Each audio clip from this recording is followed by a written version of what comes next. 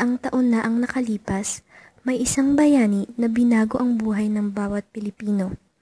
Di tulad ng ibang mandirigma, imbis na bolo o baril, ang hawak niya ay ang kanyang mga panulat. Imbis na galit, ang pinukaw niya ay ang pusong makabansa na naninirahan sa ating mga kababayan. Hanggang sa modernong panahon, ang kanyang kabayanihan ay dinadakila pa din. Siya ay si Dr. Jose Rizal. Ngayon ay titingnan natin kung ano ang naging epekto niya sa iba't ibang institusyon na ating lipunan.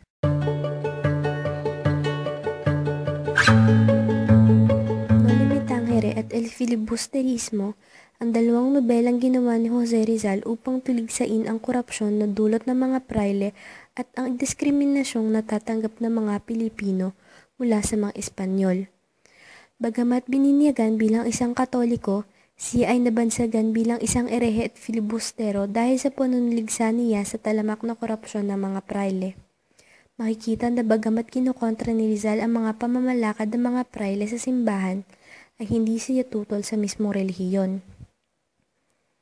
Sa modernong panahon, may isang relihiyon na itinuturing si Jose Rizal bilang kanilang Diyos at tagapagligtas, ang mga Rizalista. May mga naniniwalang si Rizal ay si Jesucristo sa dati niyang buhay, habang ang iba naman ay naniniwalang si Rizal mismo ang tagapaglikha na nagkatawang tao. Matatagpuan ang mga sumasamba kay Jose Rizal sa mga bundok tulad ng Bundok Banahaw. Ilan lamang ang Iglesia Sagrada Familia, Lipi ni Rizal, Pilipinas Watawat, ang Molo at ang Iglesia ng Watawat ng Lahi sa mga suporta at sumasamba kay Rizal.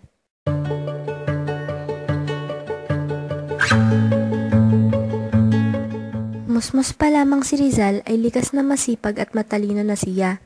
Dahil na din sa pagpapalaki sa kanya ay nagkaroon na siya ng mataas na pagpapahalaga para sa edukasyon. Ang pagkakaroon ng maayos na edukasyon para sa mga Pilipino ay isa sa mga reformang kanyang pinakaninanais para sa Pilipinas.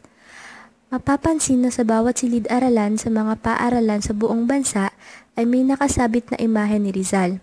Simula pa lamang elementarya, bagamat maraming pambansang bayani ay ang tinuturong pambansang bayani na ng Pilipinas ay si Rizal lamang dahil siya ang pinakakilalang bayani.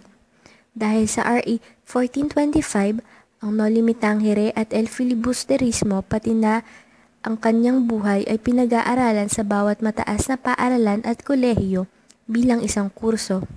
Dito nabubuo ang iba't ibang pagkilala at pag-intindi kay Rizal. Madaming historiador din ang nagkaroon ng interes sa bayani at gumawa ng kanilang interpretasyon kay Rizal.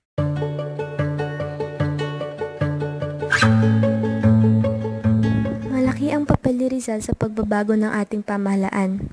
Dahil sa pagkalat ng kanyang mga pananaw ukol sa mga pangyayari sa bansa noong panahon ng mga Espanyol, naudyok ang mga Pilipino upang magsimula ng isang revolusyon.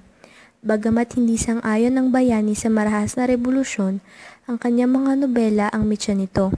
Dito nagsimula ang pagbabago ng pamahalaan ng bansa.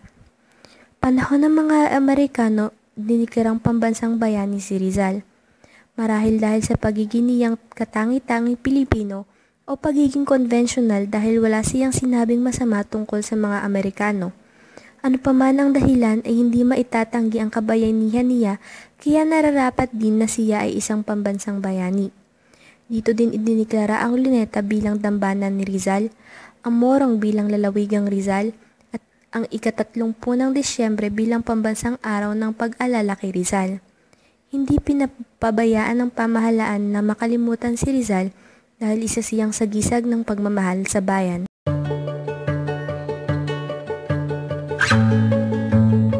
Lumaki si Rizal sa isang malaki at tradisyonal na pamilyang Pilipino.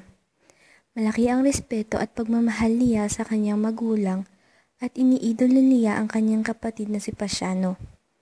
Malaki ang papel ng mga kwento ng kabataan ni Rizal sa mga batang Pilipino.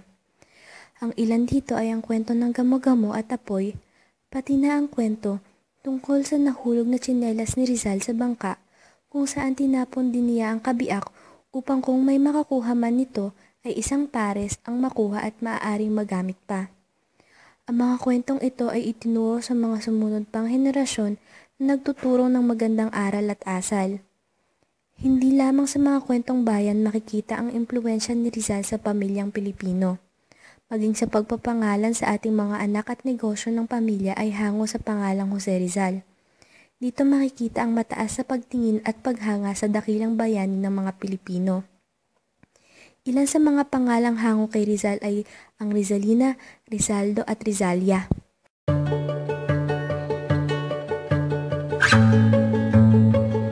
Sa panahon ni Rizal, laging sikat ang mga palimbagan. Sa kanyang panahon, lumaganap ang diaryo kung saan naging siyang manunulat at naging parte noon ng media na nagsisiwalat sa mga katiwalian sa bansa. Si Rizal bilang pinakakilalang pambansang bayani ay malimit ginagamit din bilang sagisag ng kalayaan sa pagpapahayag. Ito ay dahil sa paggamit ni Rizal sa media tulad ng mga pahayagan at nobela upang maisawalat ang mga problema ng bayan at humingi ng pagbabago mula sa pamahalaan. Dahil sa pag-unlad ngayon ng media ay mas napapalaganap na ang tungkol sa kanyang mga kabayanihan at pananaw. May mga pelikula ding ginawa tungkol sa kanya upang bigyan siya ng mga parangal. Ginagamit din siya bilang endorser at modelo ng ilang clothing line tulad ng Team Manila at Bench dahil sa kinikilala siya ng mga tao bilang sagisag ng pagkamakabansa.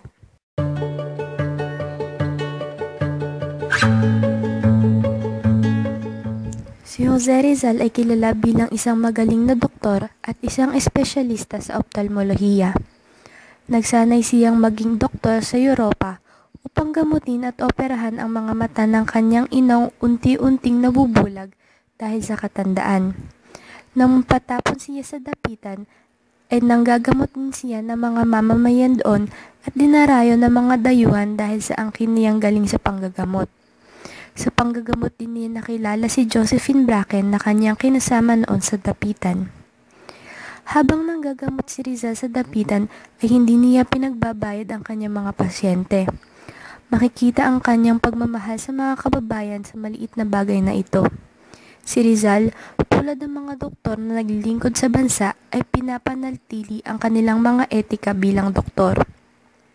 Mas inuuna nila ang kanilang mga pasyente at ang buhay ng iba kaysa perang kanilang kikitain.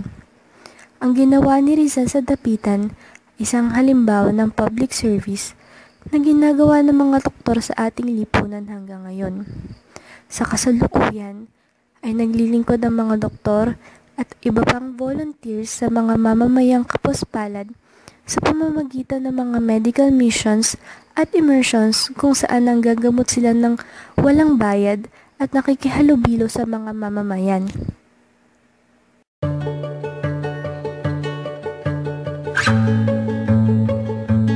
Hindi maikakailang malaking parte ng buhay ng bawat Pilipino si Dr. Jose Rizal. Kilala siya ng bawat Pilipino at hinahangaan sa loob at labas ng bansa hanggang ngayon. Kahit na mahabang panahon na ang nakalipas, ay hindi pa rin kumukupas ang kanyang mga aral at pagmamahal sa bayan.